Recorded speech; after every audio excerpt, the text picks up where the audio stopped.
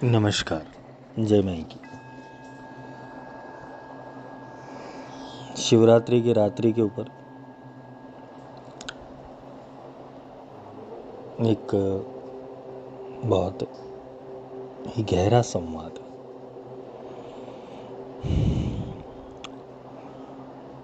ये संवाद इसलिए ज़रूरी है क्योंकि तुम कहाँ कहाँ पर अटके हो। क्योंकि हम जब शिव तत्व को जानना चाहते हैं, वो अज्ञेय तत्व को,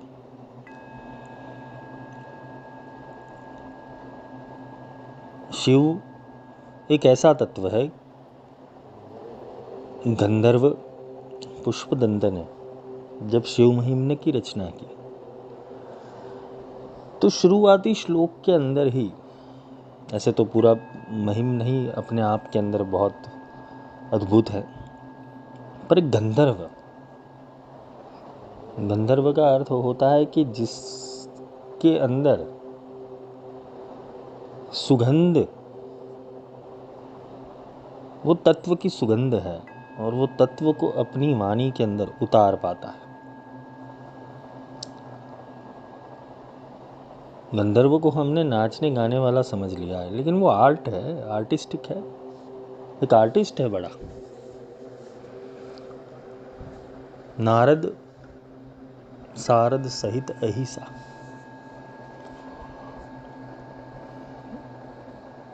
एक भगवान नारद थे। उन्हें भगवान इसलिए कहना पड़ेगा,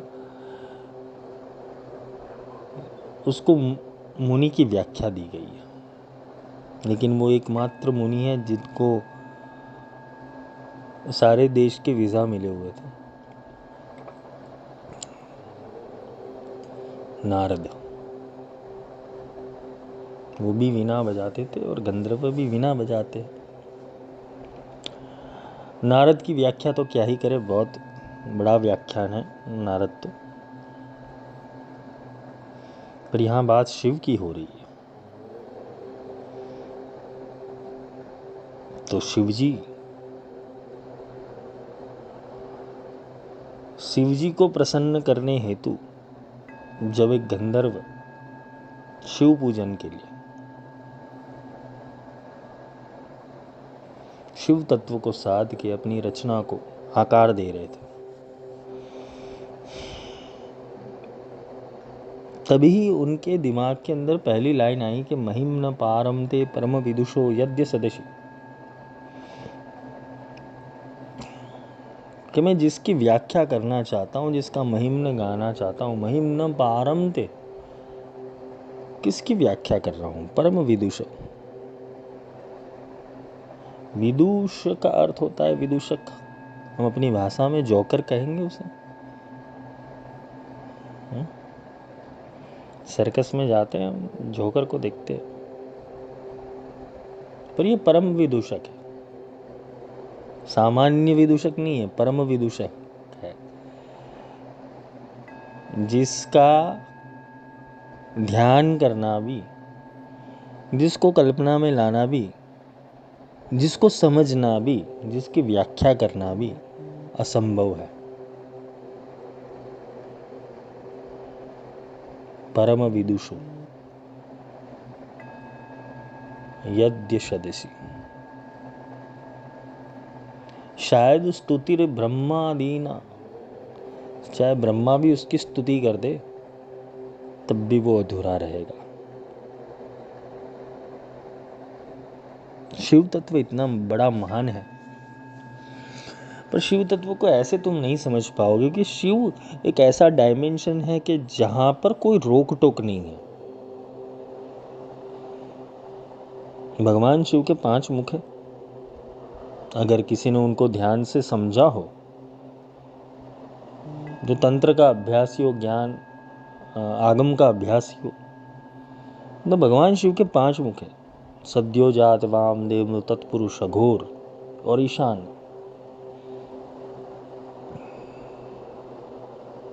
ये 5 ब्रह्म है शिव के भीतर, और सबसे बड़ा ब्रह्म है अघोर।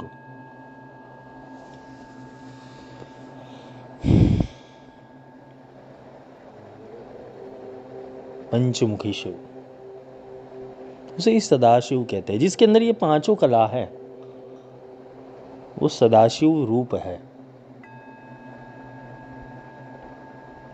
चार मुखों से चार दिशाओं का उद्घाटन होता है, चार वेदों का उद्घाटन होता है, पर उससे परे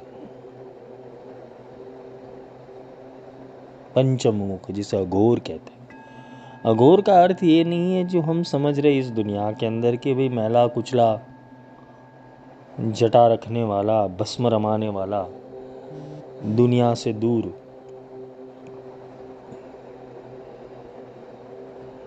वो अघोर कैसे हो सकता है?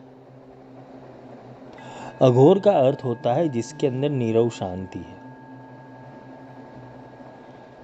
जिसके भीतर शांति स्थापित है, जो शोर नहीं मचाता, जिसके भीतर किसी भी प्रकार का शोर नहीं है, वो अघोर है। गंधर्व क्या कहता है? पुष्पदंत ने क्या कहा? पुष्पदंत। अगर इसकी व्याख्या भी करने जाए तो सुंदर होती। तुम्हारे शब्दों के अंदर दांतों का महत्व होता है। अगर दांत ना हो तो तुम भाषा को सही उच्चारण नहीं कर पाओगे।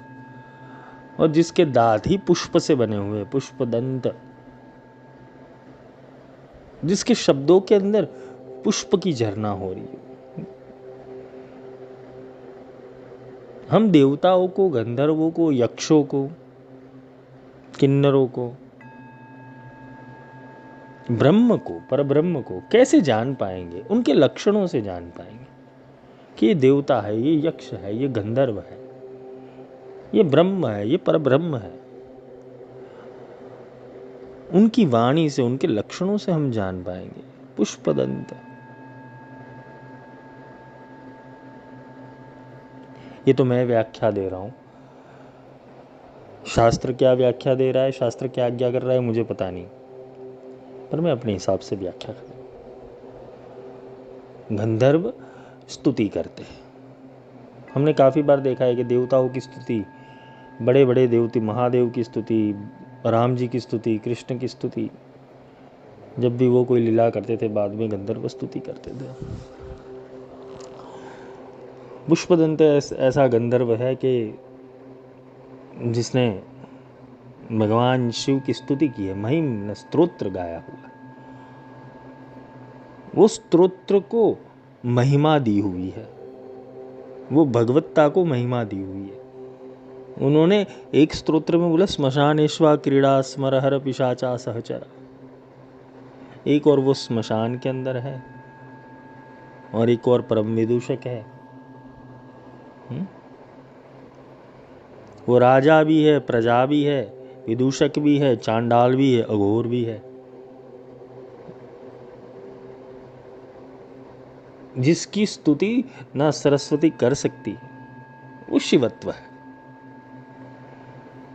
शिवत्व एक अलग आयाम है, एक ऐसा आयाम है कि जहाँ पर अगर मनुष्य पहुँच जाए तो उसे ज्ञान प्राप्त करने की जरूरत नहीं पड़ेगी, ज्ञान स्वयं उसके पास आएगा।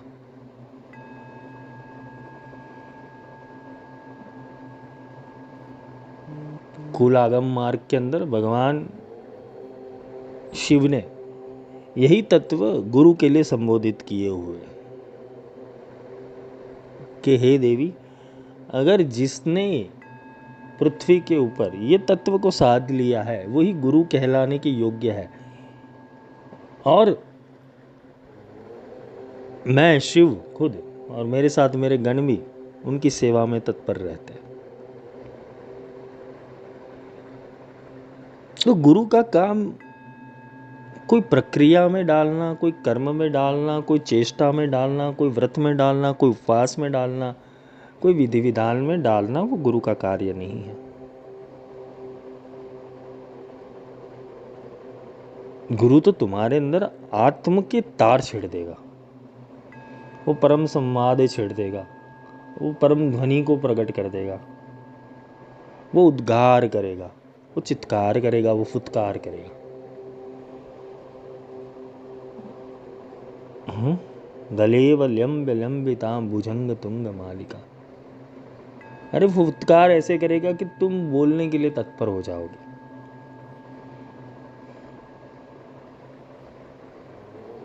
शिववाणी ऐसे प्रकट नहीं होती। शिववाणी प्रकट करने के लिए वो धारा को, वो गंगा की धारा को सहस्त्रार के अंदर उतारनी पड़ती है। सामर्थ्य होना चाहिए। और जो सामर्थ्यमान पुरुष होता है उसके अंदर ये तत्व प्रकट होते हैं। शंकराचार्य को जिस लिपिबद्धता के अंदर ये स्तोत्र मिला, निर्वाणाष्टकम, निर्वाण षटकम,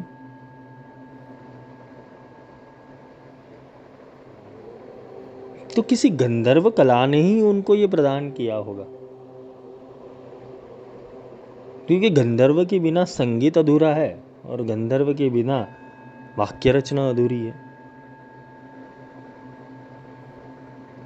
एक संगीतज्ञ होना, एक चित्रकला में निपुण होना, एक गायन में निपुण होना, एक वादन में निपुण होना, एक लेखन कार्य में निपुण होना,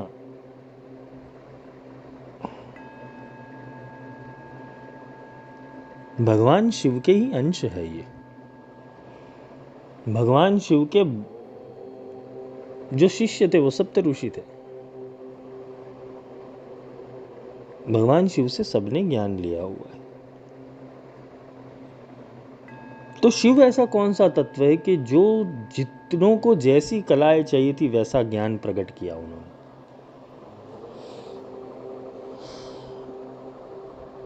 यही बोल रहा हूं, सोच में अंतर है। और सोच प्रकट होती है तत्व चिंतन से।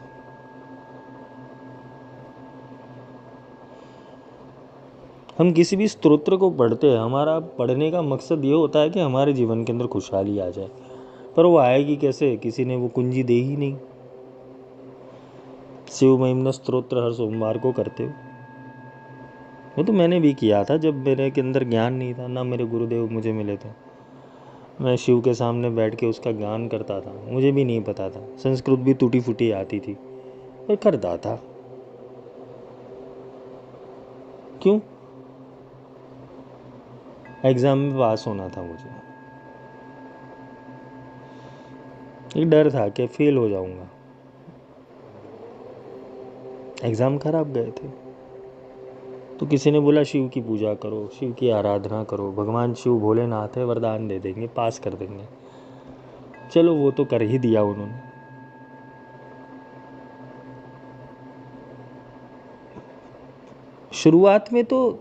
शुरुआत के तबक्के के अंदर तो हाथ में तो यही सारी चीज लगेगी। परमात्मा को कोई स्वरूप तुम्हें मिल जाएगा, या किसी भी रूप में इष्ट तुम्हारे सामने आ जाएगा।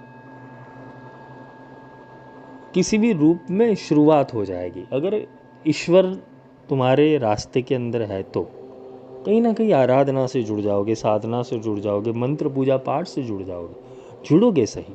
पर ये डेस्टिनी नहीं है तुम्हारा, तुम्हारा अंतिम लक्ष्य नहीं हो सकता।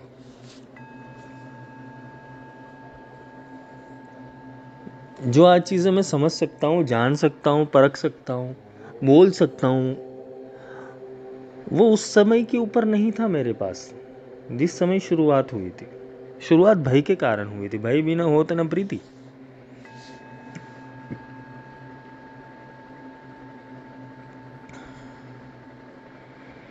कक्षा तो सामान्य ही थी, ना कोई पंडिताई थी, ना कोई वेदशाला में पढ़ना था, ना मंत्र जानता था, ना संस्कृत जानता था, ना कुछ जानता था। बैठ गया था।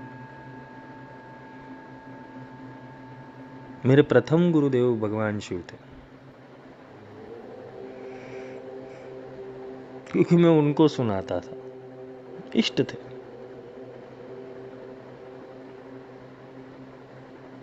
मैं शाक्त हूं, मैं शक्ति उपासक हूं, ये तो बाद में पता चला। शुरू तो भगवान हाथ में है, उन्होंने ही रास्ता दिखाया। जिसकी साधना की शुरुआत होती है वो कहीं ना कहीं शिवत्व से जुड़ते हैं। और शिव जिसके ऊपर अनुग्रह करे तभी शक्ति संचय हो पाता है, तभी तुम मार्गों को समझ पाते हो, तभी तुम ब्रह्मांड को समझ पाते हो। अगर शिव अनुकंपा कर दे, मुकम करोति वाचालम पंगुम लंघयते गिरिम यत्कृपातम हम वंदे परमानंदम माधव।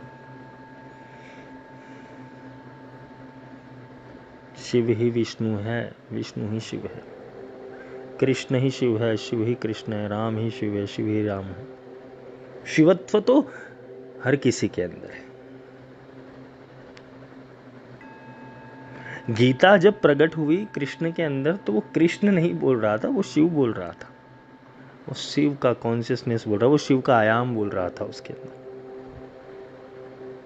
इसलिए कभी कभी किसी जगह के ऊपर उल्लेख आता है कि ये गीता कहने वाले भगवान शिव थे।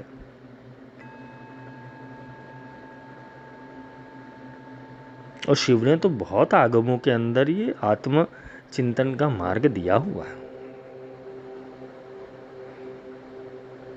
भगवान शिव तो पूरा ब्रह्मांड है, शिवत्व तो पूरा ब्रह्मांड है, पूरा कॉन्शियसनेस है, उसके बाहर कुछ नहीं, वो शून्य है, वो अनंत है।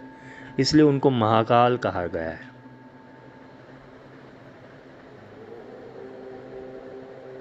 जो काल से भी परे है,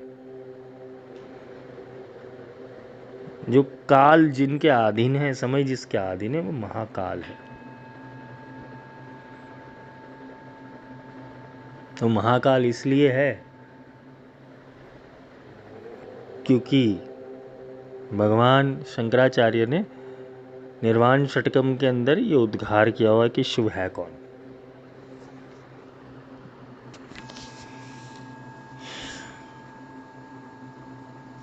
और यही चीजें समझनी है। अगर तुमने ये समझ लिया, तुमने ये जान लिया, कल हमने पहले श्लोक की व्याख्या की थी,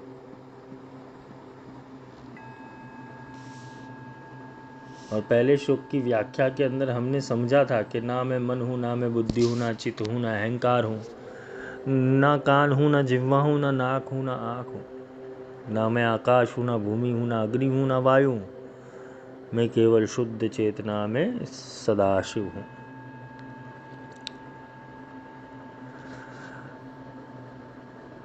ये जो कल हमने समझा, मन बुद्धि चित्त अहंकार कर्मेंद्रिया, पंच तत्व, ये जो हमने कल समझे, ये पंच तत्व से पंच उपप्राण प्रकट हुए जो हमारे शरीर का नियमन कर रहे हैं। और ये पंच उपप्राण और प्राण से क्रिया होती है। हम संवेदना भी जो महसूस करते हैं, शब्द स्पर्श रूप रस गंध के अंदर, जो कर्मेंद्रियों के विषय है, वो भी चलाने के लिए पंचभूतों की आवश्यकता होती है। और पंचभूत चलते कहाँ से? चेतना से। और चेतना चलती कहाँ से? प्राण से। सोचो तुम्हारे जीवन के अंदर प्राण ही चले जाए, हम नहीं बोलते ये इसके अंदर के प्राण पखेरु उड़ गए, प्राण चला गया तो सब कुछ चला गया। पर ये प्राण जब शरीर में आता है तो 5 प्रकार से विघटन होता है। ओम प्राणाय स्वाहा, ओम अपानाय स्वाहा, ओम व्यानाय स्वाहा, ओम समानाय स्वाहा, ओम उदानाय स्वाहा, ओम परब्रह्मणे नमः। हम भगवान को भोजन लगाते, हम देवी को भोजन लगाते, क्योंकि हमारे शरीर के अंदर नियमन संचालन करने वाला जो शक्ति केंद्र है उसे प्राण कहते हैं। इसलिए साधक शुरुआत के अंदर जब शुरू की प्रैक्टिस होती है, यूनिवर्स उसे गाइड करता है, तब वो प्राणायाम के ऊपर आता है। शुरू प्राण से होता है, पर प्राण सब कुछ नहीं है। लोग प्राणायाम में अटक जाते हैं, स्वर विज्ञान के अंदर अटक जाते हैं, अनुलोम विलोम करने के अंदर अटक जाते हैं। भगवान कृष्ण ने गीता में ये कहा है कि हे अर्जुन, जब मैं सारथी बनता हूँ तो मैं खुद प्राणायाम करता हूँ। मैं जब तुम्हारे श्वासों का सारथी बनता हूँ तो खुद अपनी इच्छा से आता हूँ, अपनी इच्छा से जाता हूँ। वो इच्छा भी जब शिव समर्पित, कृष्ण समर्पित, ब्रह्म समर्पित हो जाती है तो तुम्हें प्राणायाम करने की भी जरूरत नहीं, क्रिया अपने आप होती है। कितने साधकों को वो एक्सपीरियंस हो गया। कुंभक भी अपने आप लगता है, क्रिया भी अपने आप लगती है, षट चक्र भेदन भी अपने आप होता है, ऊर्जा संचरण भी अपने आप होता है। वो कैसे होता है? जिस वाणी के अंदर शक्ति संचालित हो, जिस वाणी के अंदर शिव संचालित हो, तो वो वाणी से अपने आप सब कुछ होगा। कभी कभार मैं लोगों को कहता हूँ कुछ मत करो। आज भी बहुत सारे लोगों के मैसेजेस आए कि गुरुजी क्या करें, शिवरात्रि है। मैं बोला कुछ नहीं करो। किसी ने प्रश्न पूछा आप क्या करने वाले हो साधना में, बोला कुछ नहीं। लोगों को रिचुअल्स हो गया कि कुछ तो करना पड़ेगा, शिवरात्रि है ना, आज तो कुछ तो साधना करनी पड़ेगी, कुछ तो आज सिद्धि मिल जाएगी, कुछ तो आज प्राप्त हो जाएगा। अरे भगवान, रोज शिवरात्रि है। जिसके साथ शिव है और जो शिव के साथ रात्रि में बैठता है उसकी शिवरात्रि रोज होती है। जिसको मिला ही नहीं है तो वो ये सारे प्रपंच के अंदर घिरे रहता है। तो चलो कोई बात नहीं, शुरुआत तो यहाँ से ही होगी। हमने भी उपवास किए, ऐसा नहीं है, व्रत किए, उपवास किए, शिव जी का अभिषेक किया है, सब किया हुआ है। 4 प्रहर की पूजा भी की हुई है, जागरण भी किया हुआ है। पर जब गुरुदेव मिले, ज्ञान मिल गया, गुरुदेव ने ज्ञान दिया, जागरण का अर्थ ये होता है बेटा जाग जाओ, शिव के रूप में जाग जा, वही शिवरात्रि है, वही शिवरात्रि का जागरण है। अपने भीतर की चेतना के रूप में जाग जा, शिव के रूप में जाग जा। अब सोना मत, उसे जागरण कहते हैं। जागरण का अर्थ जागने से कोई लेना देना नहीं है। तुम अगर उठते हो तब भी शिव रूप में हो, सोते हो तब भी शिव रूप में हो, अर्धनिद्रा में हो तब भी शिव रूप में हो। वो शिवत्व अगर नहीं भूल पाए तो समझ लेना प्रतिदिन शिवरात्रि है, प्रतिपल शिवरात्रि है। एक दिन के लिए शिव जी को गंदा करने से कोई मतलब नहीं होगा भाई।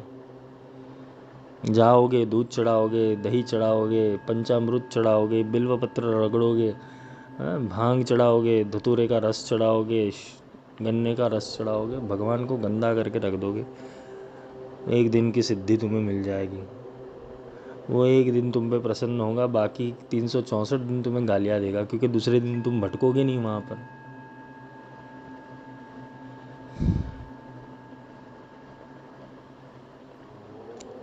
शिवलिंग एक एंटी रेडिएशन प्रोग्राम है,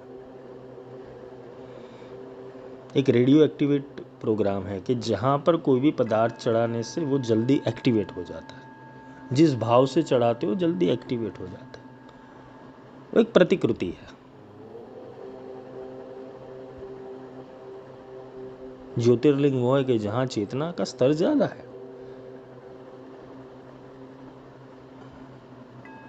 चेतना कौन कितनी डाल रहा है वो महत्व का है।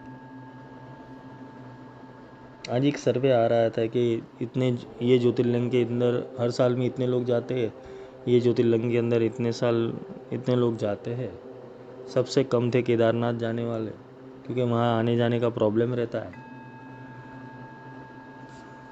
भीड़ का भी पॉपुलेशन भी वहाँ पर घूमती रहती है कि महाकाल में 4 करोड़ जाएंगे, सोमनाथ में 2 करोड़ जाएंगे, रामेश्वरम में 50 लाख जाएंगे। ये चलता रहता है। आस्था के केंद्र है हमारे, पर इससे बड़ी चीज़ है कि अंदर जो बैठा हुआ है।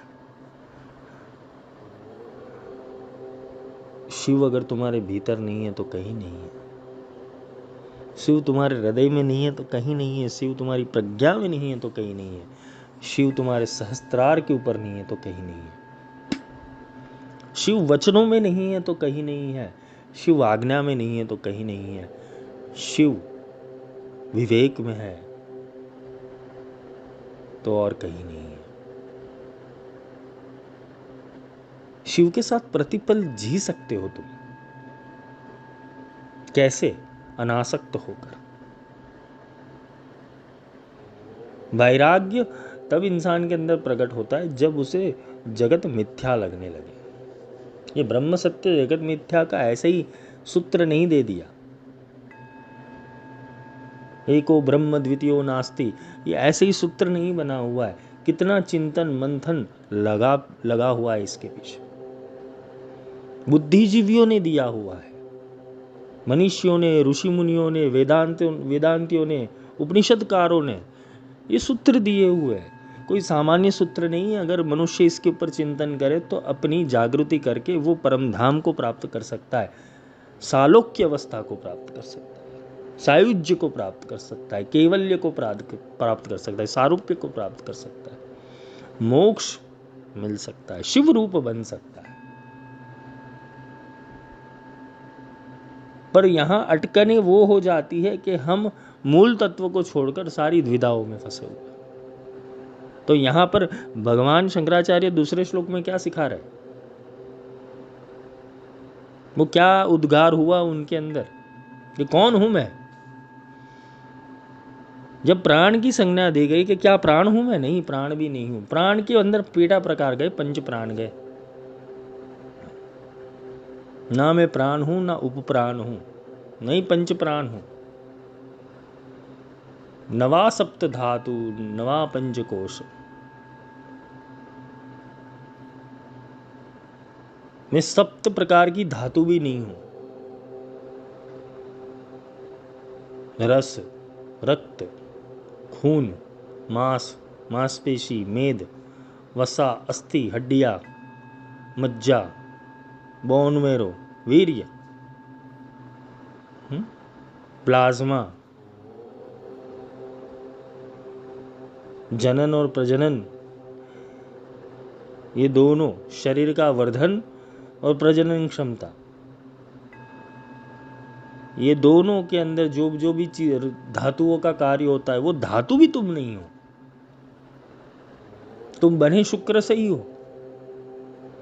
तुम बने रज और वीर्य के बिंदु क्षोभन से ही हुए हो, बिंदु मैथुन से ही हुए हो।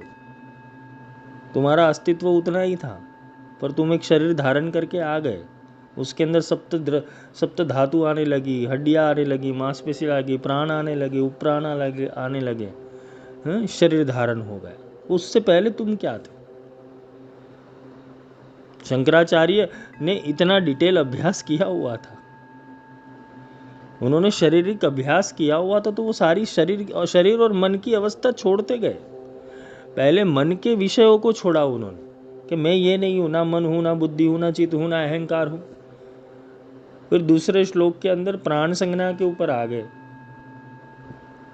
न च प्राण संज्ञो न वे पंच वायु, मैं वायु भी नहीं हूँ, 5 प्रकार का वायु भी नहीं हूँ, ना वा सप्त धातु, मैं सप्त धातुओं में से नहीं हूँ, ना पंचकोश, मैं 5 प्रकार के कोश भी नहीं हूँ। कौन से 5 प्रकार के कोश? अन्नमय कोश जो अन्न पचाता है, प्राणमय कोश जो प्राण का वहन करता है, मनोमय कोश जिससे मन चालू रहता है, विज्ञानमय कोश जो बुद्धि का काम है, और आनंदमय कोश जिससे आनंद मिलता है, जिससे सारे तुम्हारे अंदर के जो भी हार्मोन्स हैं वो रिलीज होते हैं, आनंदमय कोश।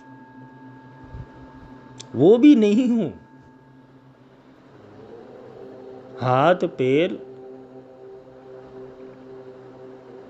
इंद्रिय, मलद्वार, ये 5 कर्मेंद्रिय भी मैं नहीं हूं। 5 कर्मेंद्रियों से 5 प्रकार के कोश चलते हैं। 5 प्रकार से कोश को चलाने के लिए सप्त धातु की जरूरत पड़ती है, और सप्त धातु को चलाने के लिए 5 प्रकार के वायु की जरूरत पड़ते है। ये इनमें से कुछ भी नहीं हूं। शंकराचार्य कहते हैं मैं इनमें से कुछ भी नहीं हूं। तो मैं कौन हूं? मैं केवल शुद्ध चेतना रूप शिव हूं। चिदानंद रूपम शिवोहम शिवोहम। एक आनंद होता है जो शरीर और मन से मिलता है तुम्हें, और एक आनंद मिलता है ब्रह्मानंद से जो आत्मा जान लेता है। चिदानंद रूपम, जो चित्त के अंदर आनंद प्राप्त होता है, जो संवाद प्रकट होता है, जो भगवत्ता की प्राप्ति हो जाती है, जो सहजानंद मिल जाता है, जहां आत्मा को तृप्ति मिल जाती है, जहां कुछ क्षणों के लिए तुम मुक्त हो जाते हो। कितने ही साधक है जिनको समाधि अवस्था प्राप्त होती है, तुरीय अवस्था प्राप्त होती है, तंद्रा अवस्था प्राप्त होती है, समाधि में चले जाते हैं, उनका आनंदमय कोश खुल जाता है और वो बोलते गुरु जी बहुत आनंद आ गया, हमें इस अवस्था में से बाहर नहीं निकलना है। मैं लोग क्या करोगे, ये भी एक ड्रामा है, एक प्रपंच है। तुम्हारा प्राणवायु, तुम्हारी प्राण शक्ति कुछ कोशों के अंदर ट्रैवलिंग होगी जहाँ के तुम्हें आनंद मिल रहा है, तुम्हारे हार्मोन्स रिलीज हो रहे हैं, तुम जीरो शून्य अवस्था में पहुंच रहे हो, तो ये भी एक प्रकार का रुकावट है। यहाँ ही कितने लोग फंस गए ना, निजानंद, सहजानंद, आत्मानंद, आत्मा त्वम गिरजामति सहचरा, तो कितने लोग उसके अंदर फंस गए। अल्टीमेट ट्रूथ क्या है? चिदानंद रूपम शिवोहम शिवोहम, कि वो आनंद जो चित्त में रम रहा है, और चित्त हमेशा इंसान के दूसरे जन्म के अंदर और करोड़ों जन्म के अंदर, बोलते ना करोड़ों जन्म होते, 84 लाख योनि होती है, तुम दूसरा जन्म लोगे, 7 जन्म लोगे, इतने जन्म लोगे, शास्त्र बोलते रहते हो, तुम भी सुनते रहते हो, पर सत्य और असत्य का भेद नहीं जानते हो। तो तुम्हें जन्म देने वाला कौन है? तुम नेक्स्ट जन्म के अंदर क्या बनोगे? तुम्हारे मन के अंदर जो चित्रण चलेगा, तुम्हारी चित्त की अग्नि के अंदर जो भी आहुतियाँ जाएगी, वही आहुतियाँ ब्रह्मांड स्वीकार करेगी। तुमने चित्त को डिप्रेशन में डाल दिया, तुमने चित्त को वरी में डाल दिया, तुमने चित्त को विषाद में डाल दिया, तुमने चित्त को घृणा में डाल दिया, चित्त को राग में डाल दिया, ये चिदग्नि कुंड संभुता के अंदर तुमने जो भी आहुतियाँ दी, भगवान के पास बैठकर रोने वाले इंसान अगले जन्म में भी रोएंगे ही रोएंगे, क्योंकि उसे पता ही नहीं वो परम सत्ता के पास प्राप्त क्या करना है। कोई गुरु के पास आता है, अपनी फालतू की बातें करता है संसार की, गुरु भी सोच में पड़ जाता है, यार ये क्या है। और सही गुरु होगा तो उसे तो टॉलरेट करना ही बेकार लगेगा कि ये क्या बातें कर रहा है, क्या नॉनसेंस है ये। गुरु का काम है छुड़ाना, तुम्हें यही सारी चीज़ों से मुक्त करने के लिए गुरु आते हैं, और तुम गुरु के पास आते हो, अरे गुरु जी मेरे लड़के का एडमिशन नहीं हुआ, अरे मेरे लड़के का ये नहीं हुआ, मेरी लड़की की शादी टूटने को आई हुई है, मेरे सास ससुर ये करे। गुरुदेव सिर के ऊपर हाथ, अपने सिर के ऊपर हाथ रख के बोलेंगे अरे कहाँ पशुआ से पालो पड़े, पशुओं से पाला पड़ गया। अरे गुरु के पास जाओ तो कुछ ज्ञान की बातें करना, गुरु के पास कैसे बैठना है, गुरु के पास क्या बातें करनी है, गुरु के पास क्या समझना है, गुरु के पास क्या सीखोगे। गुरु शिवत्व धारण कर, परम तत्व धारण करके बैठा है, वहां तुम क्षुल्लक 25 पैसे की बात करोगे तो कैसे चला? वो तुम्हारे आत्मा का उद्धार करने के लिए आया हुआ है, और तुम चाहते हो कि मन का उद्धार वो कर ले, जबकि वो तुम्हें दे रहा है पूरा, बोलते ना सोने का महल दे रहा है, सालोक की मुक्ति दे रहा है कि भाई लोक तुम्हारा है, और तुम पड़े हो चिल्लर के अंदर। अरे गुरुजी कोई पद मिल जाए, कोई प्रतिष्ठा मिल जाए, नामना हो जाए, मैं 20 साल से मेहनत कर रहा हूँ। अरे भगवान को प्राप्त कर ले सीधा। जिंदगी कितनी बची है वो तुम्हें पता नहीं है, हर एक दिन तुम्हारा बिगड़ रहा है, हर एक समय तुम्हारा जा रहा है, हर एक सेकंड तुम्हारी जा रही है, हा? लूट सके तो लूट ले, राम नाम की लूट पाछे फिर पत्ता है क्या, जब प्राण जाएंगे छूट। जब प्राण चला जाएगा फिर राम नाम सत्य करने कहाँ जाएगा भाई? लोग बोलेंगे राम नाम सत्य, तुम नहीं बोल पाओगे। तो शंकराचार्य यही तो सिखाते हैं कि ना मैं प्राण हूँ, ना प्राण की संज्ञा हूँ, नवा सप्त धातु, ना मैं सप्त धातु हूँ, ना पंचकोश, जिनमें अन्नमय कोश, प्राणमय कोश, मनोमय कोश, विज्ञानमय कोश, आनंदमय कोश, ये कोश भी मैं नहीं हूँ।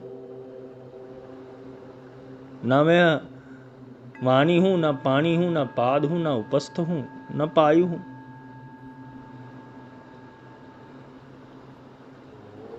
ना मलद्वार हूँ, ना जनेन्द्रिय हूँ, ना हाथ हूँ, ना पैर हूँ, ना बोलने वाला हूँ। ये भी मैं नहीं हूँ, ये भी कोई और है। लेकिन मैं कौन हूँ? चिदानंद रूपम शिवोहम शिवोहम। मैं चित्त की अग्नि में आनंद प्राप्त करने वाला शिव तत्व।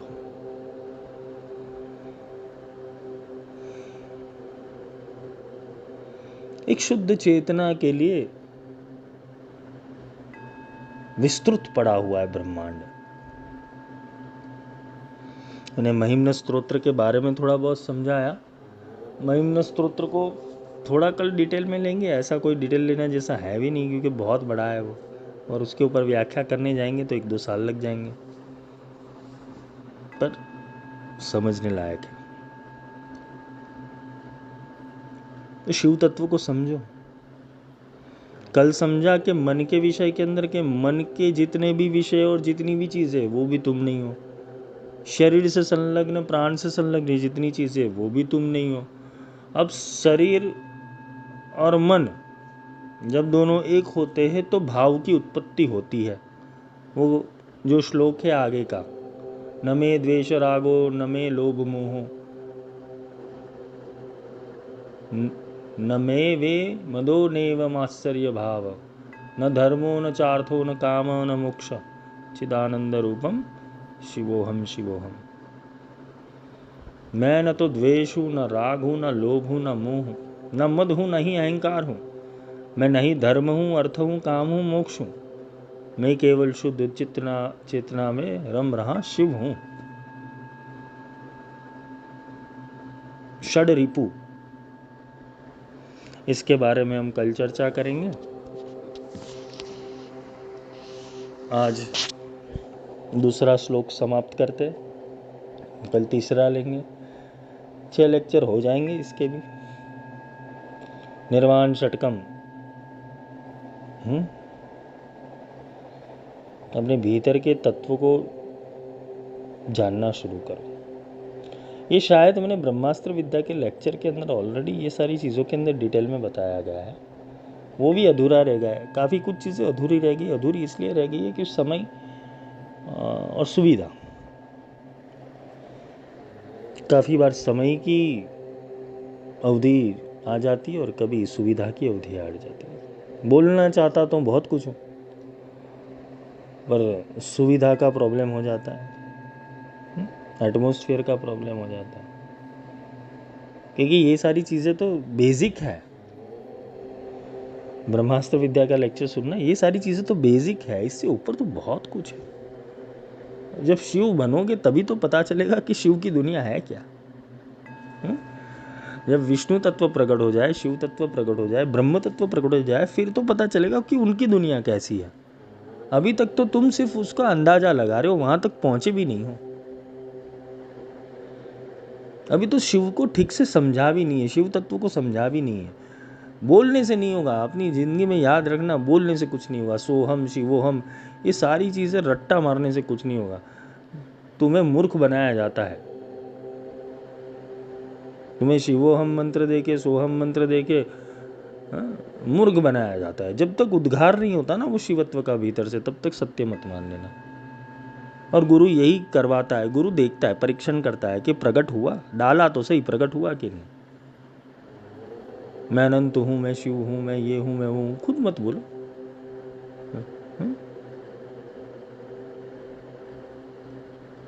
गर्भ होती है तासु जब जग में हो प्रगटाए, जो पिया संग सोवती कहती नहीं हर्षाए। जो अपने पिया के संग सोती है वो हर्ष से कह नहीं पाती है। सत्य तो तब पता चलता है जब गर्भ बाहर आ जाता है।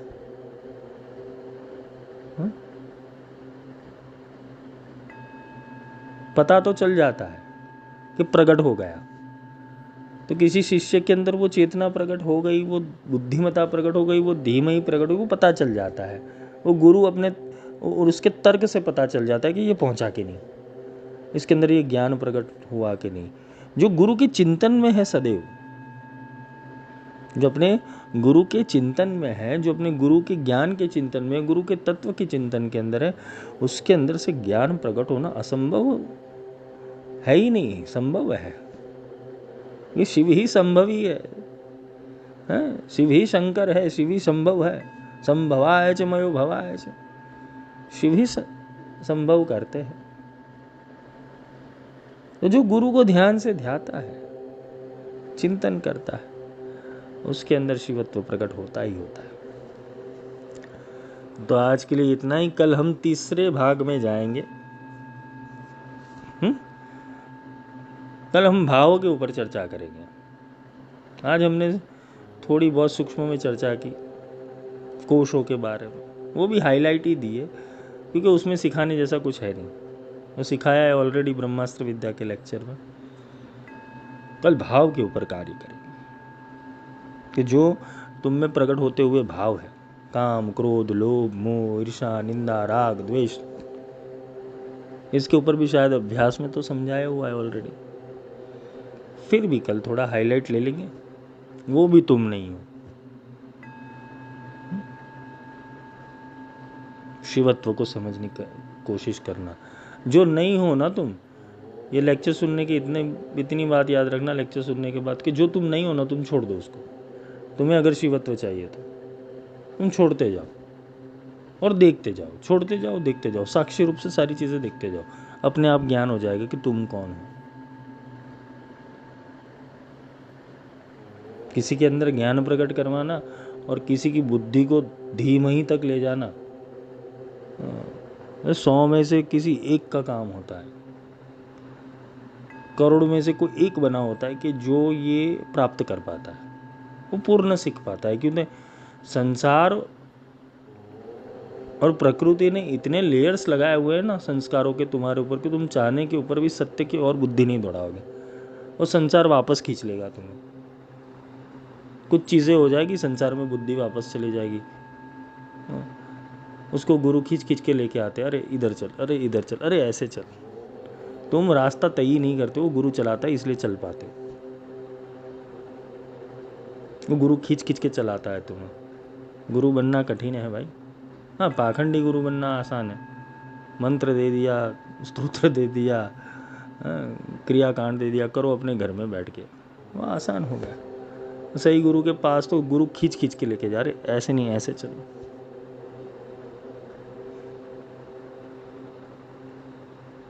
आविष्कार करता है गुरु। शिव ने इतने सारे आगम इसलिए भगवती पार्वती के लिए ही उद्घोषित किए थे, उद्घाटन किए थे कि पार्वती विज्ञान को समझे, ज्ञान को समझे, कला को समझे, और वो कला से आनंदित करे पूरी सृष्टि को। वो शक्ति स्वरूपा है, जगत जननी है, वो प्रकृति है। और प्रकृति के अंदर रंग नहीं होगे तो सब शांत और शून्य हो जाएगा। तो कोलाहल करने वाली भी वही है, नारायणी नाद रूपा नाम रूप विवर्जिता। ये तो शिव के अंदर जो ज्ञान पड़ा हो ना, उसको निकालने के लिए भी शक्ति की जरूरत पड़ती है। वैसे ही गुरु के अंदर वो परम तत्व का प्रागट्य करने के लिए सही शिष्यों की जरूरत पड़ती है, ऐसे नहीं प्रकटता।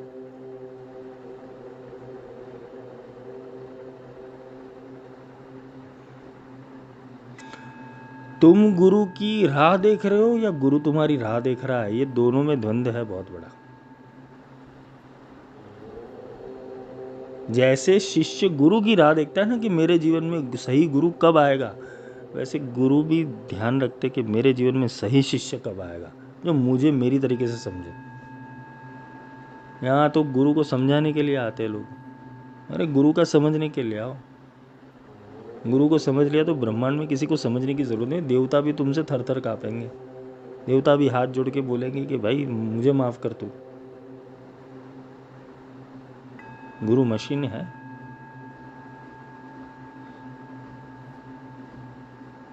ये सारे अध्याय जो है कभी जब समय मिला तो एक साथ में कर लूंगा। भगवान शंकर कहना क्या चाहते हैं, बहुत आनंद का विषय। और आज के लिए इतना ही। जय माई की। कल तीसरा श्लोक समझेंगे।